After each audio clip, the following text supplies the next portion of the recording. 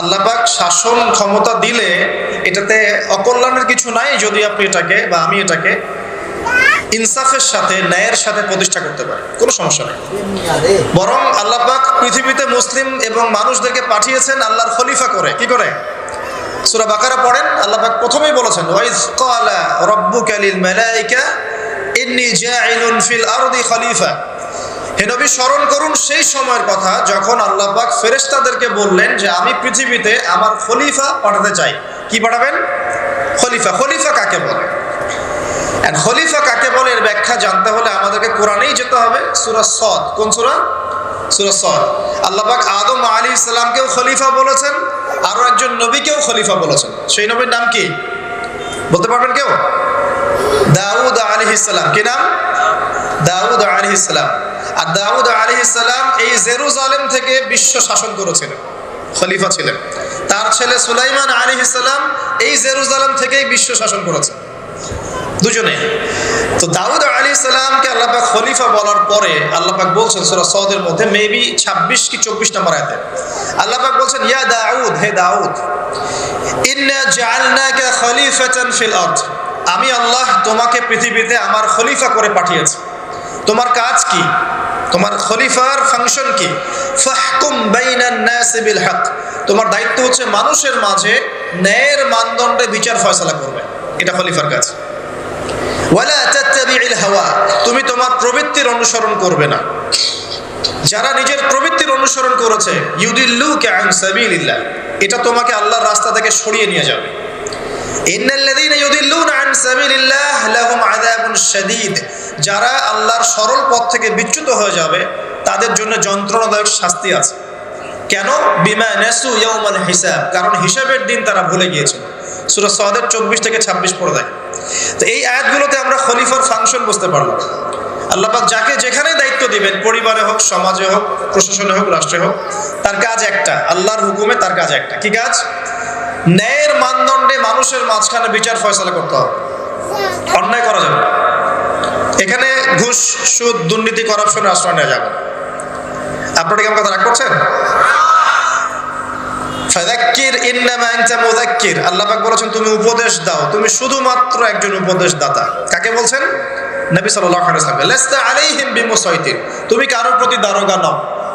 ইসলাম চাপিয়ে দেওয়ার জন্য আসে না, এসেছে লা ইকরাহা ফিদ-দীন, দ্বীনের উপর কোনো জবরদস্তি নাই, দ্বীনে কোনো জবরদস্তি নাই। ক্বাদ তাবায়্যানা রুশদু মিনাল গায়, সত্য আর মিথ্যা স্পষ্ট হয়ে গেছে, চাপিয়ে দেওয়ার কিছু নাই। বরং আল্লাহ পাক ধর্ম নিয়ে বাড়াবাড়ি করতেও নিষেধ করেছে, কিন্তু সত্যটাকে উপস্থাপন করতে আল্লাহ পাক শিক্ষা দিয়েছে। একজন খলিফার কাজ কি? ন্যায়ের মানদণ্ডে মানুষের মাঝখানে বিচার ফয়সালা করা, অন্যায় না করা। ওমর রাদিয়াল্লাহু আনহু নিজের ছেলে অন্যায় করার পরেও তাকে নিজ হাতে শাস্তি দিয়েছে।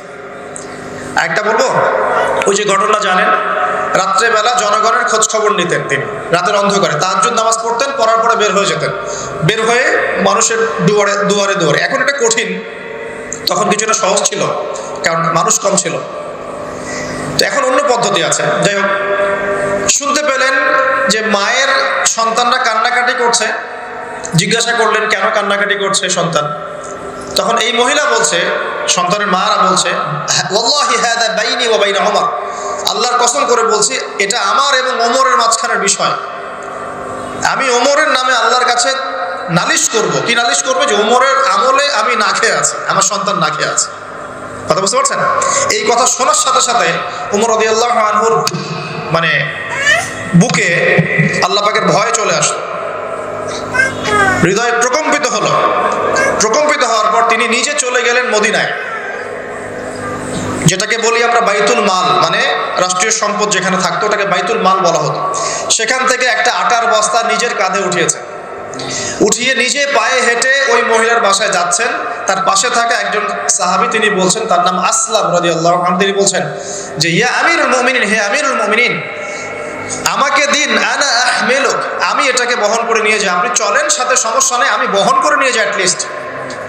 তখন ওমর রাদিয়াল্লাহু আনহু বলছেন, দিলের কান দিয়ে শোনেন কথাগুলো। ওমর রাদিয়াল্লাহু আনহু বলছেন, হাল আনতা তাহমিলু উযরি ইয়াউমাল কিয়ামাহ, তুমি কি কিয়ামতের মাঠে আমার পাপের বোঝা বহন করবে? সুবহানাল্লাহ, চিন্তা করে দেখেন। নিজের হাতে গেলেন, রান্না করে খাওয়ালেন, তারপরে বললেন, আগামীকাল তুমি আমিরুল মুমিনিনের দরবারে এসো, সেখানে আমাকে পাবে। এই হলো উমর রাদিয়াল্লাহু আনহুর খেলাফা। একদিন তিনি তার যে উট এটাকে পরিষ্কার করছেন।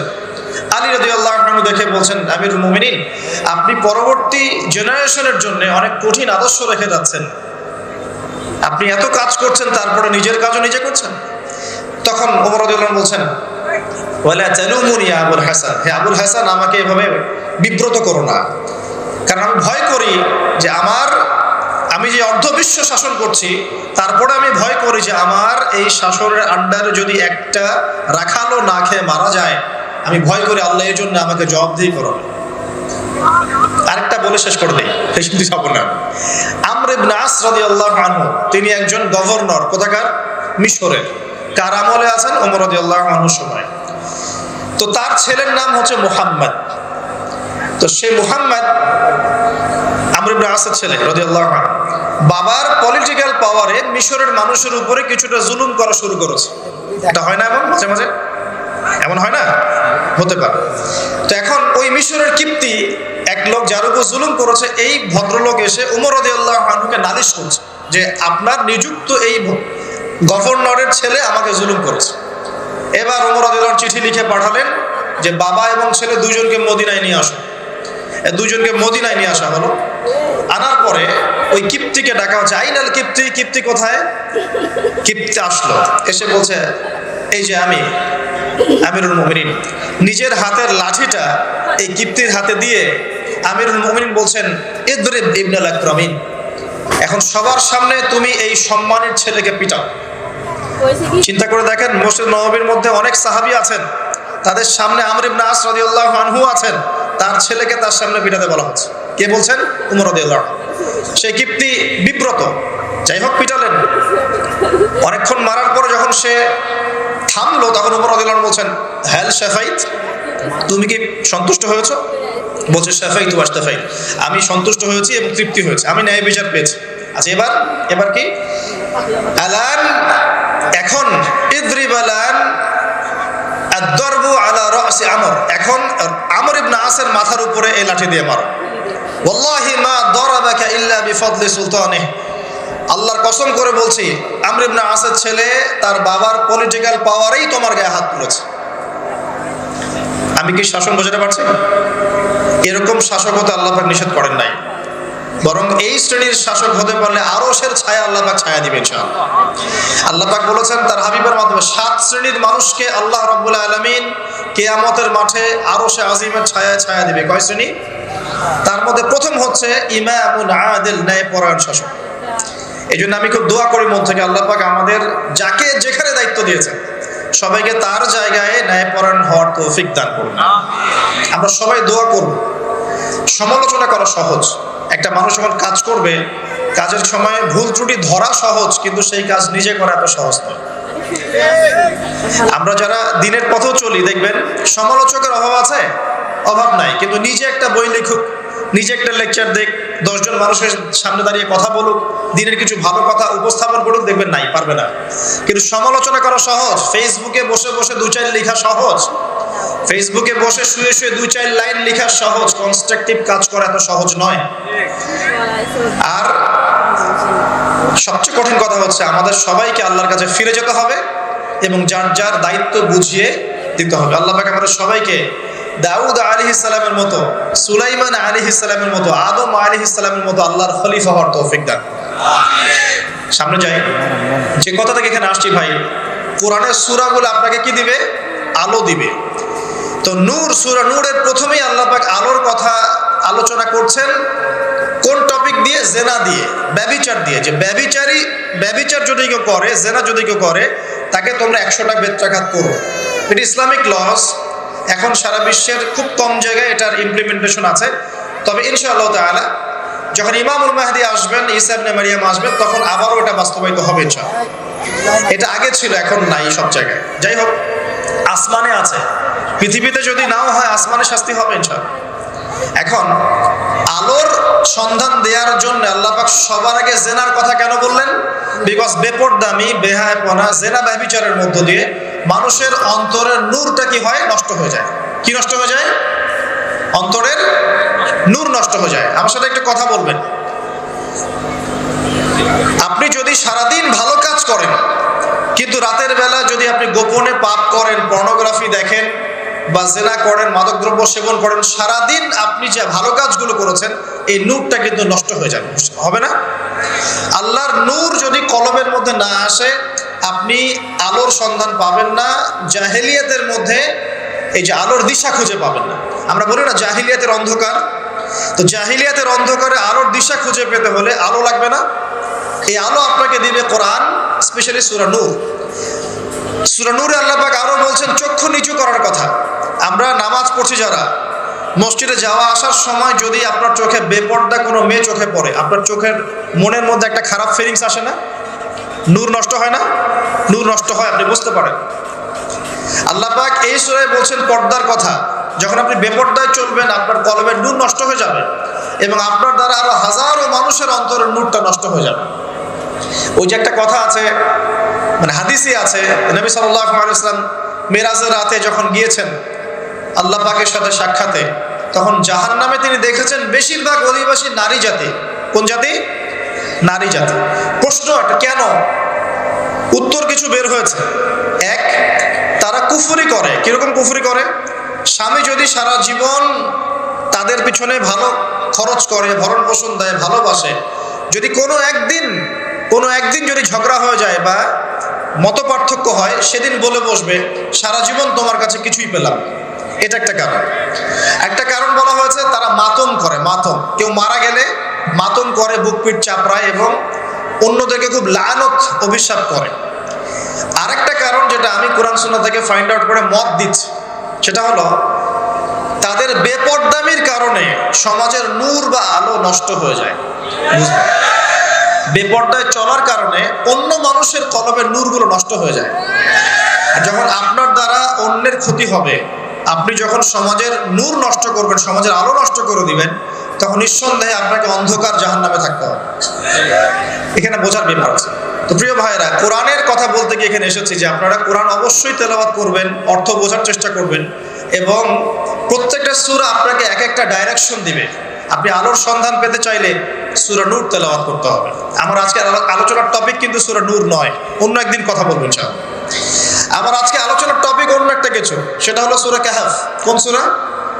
সূরা কাহফ।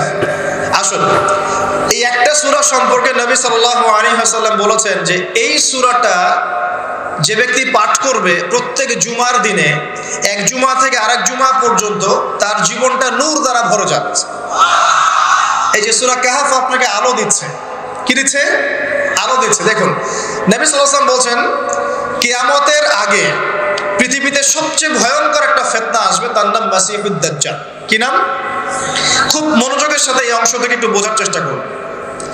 নবীজি বলছেন দাজ্জালের ফিতনা এত মারাত্মক ফিতনা যেটা সম্পর্কে এমন কোন নবী নাই যিনি তার কওমকে সতর্ক করেন নাই। কথা বুঝতে পারছেন? এমনকি নূহ আলাইহিস সালাম পর্যন্ত দাজ্জালের ফিতনা সম্পর্কে তার কওমকে সতর্ক করেছিলেন। ঠিক আছে? নূহ আলাইহিস সালামের যুগটা ছিল এখন থেকে প্রায় 5000 বছর আগে বা 10000 বছর আগে। এত বছর আগের একজন নবীও তার কওমকে দাজ্জালের ফিতনা সম্পর্কে সতর্ক করেছেন। এমন কোন নবী নাই যিনি সতর্ক করেন নাই। নবীজি বলছেন তবে আমি অতিরিক্ত একটা কথা বলে যেতে চাই যা অন্য কোন নবী বলেন নাই। কি সেটা? নবীজি বলছেন মাসিহুদ দাজ্জাল এক চোখে অন্ধ হবে, তোমাদের আল্লাহ তিনি অন্ধ নন। ঠিক আছে? আচ্ছা, দাজ্জাল কি করবে এদিকে আমি পরে আসছি। নবী সাল্লাল্লাহু আলাইহি ওয়াসাল্লাম বলছেন যে পৃথিবীর শুরু থেকে শেষ পর্যন্ত, মানে আদম থেকে নিয়ে আলাইহিস সালাম কিয়ামত পর্যন্ত দাজ্জালের চেয়ে ভয়ঙ্কর কোনো ফিতনা পৃথিবীতে আসে নাই। এবং 10টা ফিতনা যতক্ষণ পর্যন্ত না আসছে, আলামত না আসছে, কিয়ামত হবে না। কয়টা ফিতনা? 10টা। তার মধ্যে 1 নাম্বার হচ্ছে মাসিহুদ দাজ্জাল, তার আগমন, মানুষের রূপে আত্মপ্রকাশ। 2 নাম্বার হচ্ছে ইয়াজুজ আর মাজুজ, এরা দুটো প্রজাতি, মানব জাতি, তারা জিন নয়। 3 নাম্বার ঈসা ইবনে মারিয়ামের আগমন। ঈসা আলাইহিস সালাম আবারও ইউটার্ন করবেন, ফিরে আসবেন। আল্লাহ পাক তাকে তার কাছে উঠিয়ে নিয়েছেন, তিনি আবারও ফিরে আসবেন সিরিয়ার দামেস্কের সাদা মসজিদের মিনারের উপরে, এবং তার হাতে আল্লাহ রাব্বুল আলামিন দাজ্জালের মরণ লিখে রেখেছেন, তার হাতে তিনি মারা যাবেন। ঈসা আলাইহিস সালামের হাতে দাজ্জাল মারা যাবে। এরপর ঈসা ইবনে মারইয়াম পুরো বিশ্বে 40 বছর এই শাসন কার্য পরিচালনা করবেন। তিনি বিয়ে করবেন, তার মৃত্যু হবে এবং তাকে দাফন করা হবে নবী সাল্লাল্লাহু আলাইহি ওয়াসাল্লামের কবরের পাশে। তার ওই সোনালী যুগের পরে আবারও মানুষ খারাপ হওয়া শুরু করবে। এমন খারাপ হবে যে মানুষ আল্লাহ শব্দটা বলার মতো মানুষ থাকবে না, এবং তাদের সামনে আল্লাহ পাক পশ্চিম দিক থেকে সূর্য উঠাবেন, কিয়ামত হবে। এটা 3 নাম্বার। 4 নাম্বার, দাব্বাতুল আরদ, জমিন থেকে একটা প্রাণী বের হবে এবং এই প্রাণী মানুষের সাথে কথা বলবে। আমরা যারা এখন সায়েন্সকে ইলাহ বানিয়েছি, আমরা এখন বিশ্বাস করতে চাই না এগুলা, কিন্তু এই কথাটাই আমি যেটা বললাম, এই কথাটা হুবাহু যদি নাসা বলে, নাসা, তাহলে আগামীকাল বিশ্ববাসী বিশ্বাস করবে। আমরা শিক্ষাক্ষেত্রে এভাবে শিরক করছি। আল্লাহ এবং তার রাসূলের কথা যখন আসছে, আমরা যুক্তি খুঁজি, প্রমাণ খুঁজি, বিজ্ঞান খুঁজি, দর্শন খুঁজি, কিন্তু দেখবেন অন্যরা যখন আমাদেরকে জ্ঞান দিচ্ছে, আমরা কিন্তু এত কিছু খুঁজতে যাচ্ছি না। তারা আমাদেরকে শেখাচ্ছে যে পরীক্ষা নিরীক্ষা পর্যবেক্ষণ ছাড়া জ্ঞান নেওয়া যাবে না। এই কারণে ফেরেশতা দেখা যায় না, বিশ্বাস করে না। জিন দেখা যায় না, বিশ্বাস করে না। রূহ বা আত্মাও দেখা যায় না, বিশ্বাস করছে না। আল্লাহ দেখা যায় না, বিশ্বাস করে না। তো আনসিন ওয়ার্ল্ডকে তারা বিশ্বাস করতে চায় না। কিন্তু আপনার রিলিজিয়ন ইসলামের বেইজ হচ্ছে গায়েব, অদৃশ্য। দলিল দিচ্ছি আমি, আল্লাহ পাক বলছেন আলিফ লাম মিম যালিকাল কিতাব লা রাইবা ফি, এটা এমন একটা কিতাব যে কিতাবে কোনো সন্দেহ নাই। ঠিক আছে? হুদাল লিল মুত্তাকিন, এই কিতাবটা হচ্ছে মুত্তাকিদের জন্য হেদায়েত। কাদের জন্য? মুত্তাকিদ। মুত্তাকি কারা? আল্লাযীনা ইউমিনুনা বিল গায়বি, যারা গায়েবে বিশ্বাস করে, আনসিন ওয়ার্ল্ডে বিশ্বাস করে, তারা মুত্তাকি। এখনকার ফিলোসফি বলছে যে আনসিন ওয়ার্ল্ডে বিশ্বাস করা যাবে না, পরীক্ষা নিরীক্ষা পর্যবেক্ষণ ছাড়া জ্ঞান নেওয়া যাবে না। তাহলে ঈমানের 6 পিলার, আল্লাহ, 2 নাম্বার ফেরেশতাগণ, আসমানি কিতাব সমূহ, নবী রাসূলগণ, পরকাল, পরকাল মানে কবর, কবরের আযাব, জান্নাত জাহান্নাম, মিজান পুলসিরাত, তাকদীর, ভাগ্যের ভালো মন্দ, এগুলোকে কি আপনি ল্যাবে প্রমাণ করতে পারবেন? তাহলে কি বিশ্বাস করবেন না? তাহলে যে জ্ঞানতাত্ত্বিক দর্শনে আমরা একটা শিরক করছি না? শিরক করছি। কিন্তু তো যেটা বলছিলাম প্রিয় ভাইয়েরা, যে দেখুন, যদি নাসা বলে দাব্বাতুল আরদ বের হবে, মানুষ কিন্তু বিশ্বাস করবে। এখন আমরা বলছি মানুষ বিশ্বাস করছে না, শুধু বেরই হবে না, সে মানুষের সাথে কথাবার্তা বলবে। তারপরে বলছেন 4টা বলেছি, 5, 6, 7 হচ্ছে 3টা বড় বড় ভূমিকম্প। 3টা বড় বড় ভূমিকম্প না, শুধু ভূমি ধস, মানে ভূমিটা নিচে ধসে যাবে। একটা পৃথিবীর পূর্ব দিকে, দ্বিতীয়টা পৃথিবীর পশ্চিম দিকে, আর তৃতীয়টা হচ্ছে পৃথিবীর মাঝখানে। পূর্ব দিক মানে কিন্তু আমাদের এই কন্টিনেন্ট পুরোটাই, ইন্দোনেশিয়া, মালয়েশিয়া থেকে শুরু করে পুরো শ্রীলঙ্কা, ভারত, পাকিস্তান, এভরিথিং পূর্ব দিক। এদিকে পশ্চিম দিক, যারা পশ্চিমা সভ্যতা। মাঝখান মানে এই জাজিরাতুল আরব, এখানেও ভূমিকম্প হচ্ছে। আর আল্লাহ পাকের গজব যখন আসে, তখন কিন্তু ভালো মন্দ সবার উপরে আসবে। একটা দলিল দিয়ে দেই, যায়েনাব বিনতে জাহাশ রাদিয়াল্লাহু আনহা, নবী সাল্লাল্লাহু আলাইহি ওয়াসাল্লামের স্ত্রী, তিনি আছেন, নবী সাল্লাল্লাহু আলাইহি ওয়াসাল্লাম ঘুমাচ্ছেন। হঠাৎ তিনি ঘুম থেকে উঠলেন এবং খুব আতঙ্কিত একটা অবস্থায় উঠেই বলছেন, লা ইলাহা ইল্লাল্লাহ, লা ইলাহা ইল্লাল্লাহ, ওয়াইলুল লিল আরব, আরবদের জন্য ধ্বংস, আরবদের জন্য ধ্বংস, মিন শাররি কাদ ইখতারাব, কি ভয়াবহ ফিতনা ধেয়ে আসছে ওদের দিকে। যায়েনাব বিনতে জাহাশ রাদিয়াল্লাহু আনহা বলছেন, আনহুলিকু ওয়া ফিনা সালিহুন ইয়া রাসূলুল্লাহ, হে আল্লাহর রাসূল সাল্লাল্লাহু আলাইহি ওয়াসাল্লাম, আমাদের মধ্যে সৎ মানুষ থাকা সত্ত্বেও কি আমরা ধ্বংস হয়ে যাব? চমৎকার প্রশ্ন না? আমাদের মধ্যে সৎ ব্যক্তি থাকা সত্ত্বেও কি আমরা ধ্বংস হব? নবীজি বলছেন, নাআম, অবশ্যই ধ্বংস হবে। ইযা কাসুরাতিল খাবাস, যখন সমাজের মধ্যে অশ্লীলতা, বেহায়াপনা ছড়িয়ে পড়বে, তখন সবাই ধ্বংস হয়ে যাবে। আল্লাহ পাকের গজব আসলে ভালো মন্দ সবার উপরই আসবে, জালেমদের উপর খাস করে আসবে না। আচ্ছা, ভূমিকম্পের পর কি? ইয়েমেন থেকে আগুন বের হবে। নবীজি বলেন, ইয়েমেন থেকে আগুন বের হবে এবং আগুনটা কিয়ামতের মাঠের দিকে মানুষকে তাড়িয়ে নিয়ে যাবে। আর পশ্চিম দিক থেকে সূর্য উঠবে। যখন এমন হবে, তখন তওবার দরজা বন্ধ হয়ে যাবে। এই 10টা আলামতকে নবীজি বলছেন, এগুলো না আসা পর্যন্ত কিয়ামত হবে না, লিখে নেন। ঠিক আছে? কিন্তু ছোট ছোট যে আলামতগুলোর কথা নবীজি বলেছেন, এইগুলোর 100% এখন আমরা সমাজে দেখতে পারি। 100%। জীবনের একদম শেষের দিকে গিয়ে, নবী সাল্লাল্লাহু আলাইহি ওয়াসাল্লামের জীবনের শেষের দিকে গিয়ে তিনি একটা হাদিস বর্ণনা করেছেন, হাদিসে জিবরিল। এই হাদিসে জিবরাইল আলাইহিস সালাম মানুষের রূপে পৃথিবীতে এসে মসজিদে ঢুকে সাহাবীদের সবার সামনে নবীজিকে 4টা প্রশ্ন করেছেন। এক নম্বর ইসলাম কাকে বলে, ঈমান কাকে বলে, ইহসান কাকে বলে। 4 নম্বরে গিয়ে বলেছেন কিয়ামত কবে হবে। নবীজি বলছেন মাল মাসউল আনহা বিআ'লামু মিনাস সাইল, এই বিষয়ে প্রশ্নকারী উত্তরদাতার চেয়ে বেশি জানে না, বা উত্তরদাতা প্রশ্নকারীর চেয়ে বেশি জানে না। তখন তিনি বলছেন তাহলে আলামত কিছু বলে দিন। জীবনের একদম শেষের দিকে নবী সাল্লাল্লাহু আলাইহি সাল্লাম কিয়ামতের মাত্র 2টো আলামত বলেছেন। কয়টা? 2টো। একটা হচ্ছে আনতালিদাল আমাতু রাব্বাতুহা, যখন দেখবে দাসী তার মনিবকে জন্ম দিচ্ছে, দাসী তার মনিবকে জন্ম দিচ্ছে, তখন কিয়ামতের অপেক্ষা করো। কিভাবে দাসী মনিবকে জন্ম দিতে পারে? পিতা মাতার সাথে দাস দাসীর মতো আচরণ করা হবে। হচ্ছে কি হচ্ছে না? আরেকটা অর্থ হতে পারে দাসী কিন্তু আসলে মনিবকে জন্ম দেয় না, তার মানে ন্যায় অন্যায়, হক বাতিল, সত্য মিথ্যার মানদণ্ড উল্টে যাবে। উল্টায় নাই? মানুষ সত্যবাদীকে মিথ্যাবাদী বলে না, এখন মিথ্যাবাদীকে সত্যবাদী বলে না। আল্লাহর হালালকে হারাম করছে না, আল্লাহর হারামকে হালাল করে নিচ্ছে না। মানদণ্ড উল্টে গেছে। আমাদের মতো Dhaka, the city of Akhiruzzaman বলেছি আমি, এইসব শহরগুলোতে এগুলো আরো বেশি হচ্ছে। বিশ্বাসের মানদণ্ডই নাই এখন। একজন মানুষ যদি মন থেকে কাউকে দান সৎকার করতে চায়, খাবার খাওয়াতে চায়, ভয়ে খাচ্ছে না, না জানি খাবারে আবার কি মিশায় খাওয়ায়। বিশ্বাস নাই, আমানতদারিতা নাই, দুর্নীতি, জেনা, ব্যভিচার, পরকিয়া, ব্লু ফিল্মস, পর্নোগ্রাফি, সুদ, এগুলোতে ছেয়ে যায় নাই শহরটা। এটা কি বোঝেন না? এটা কি দেখার জন্য পিএইচডি ডিগ্রি দরকার আছে? ঘরে ঘরে, ফ্ল্যাটে ফ্ল্যাটে জেনা হচ্ছে, ফ্ল্যাটে ফ্ল্যাটে জেনা, শালিদুল্লাহ ভাই জেনা, দেবর ভাবি জেনা, ঘরে ঘরে পরকিয়া। স্বামীকে নিয়ে স্ত্রী সন্তুষ্ট না, স্ত্রীকে নিয়ে স্বামী সন্তুষ্ট না, বিয়ে করবে না, পরকিয়া করবে। বিয়ে করলে তো আবার সমস্যা, মানুষ বলবে যে আপনার চরিত্র খারাপ। পরকিয়া করলে সমস্যা নেই, ধরা খাওয়ার চান্স কম। রাত্রেবেলা সেক্স করতেছে, মদ খাচ্ছে, ক্যাসিনোতে রাত কাটাচ্ছে, সকালবেলা অফিসে। বস্তুবাদিতা। এই যে আপনি দাঁড়ান, এই যে ফ্লাইওভারের উপরে গিয়ে দাঁড়াবেন, দেখবেন মানুষ ছুটছে আর ছুটছে কিসের পিছনে? দুনিয়া। আর দুনিয়া, আর দুনিয়া মাতা, দুনিয়া ভোগের বস্তু। কেমন?